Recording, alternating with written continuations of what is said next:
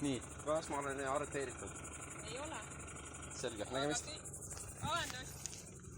Kuhu te lähete?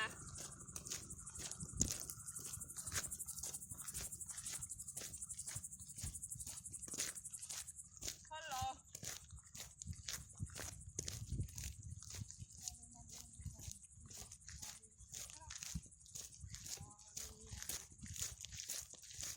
Vabandust, Keskkonnaamet, palun jääge seisma. Kas ma olen arreteeritud või?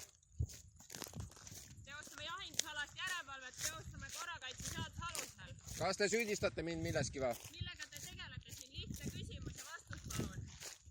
Ma kasutan võimalust vaikida. Siis kutsun kohale politsei, palun jääge seisma.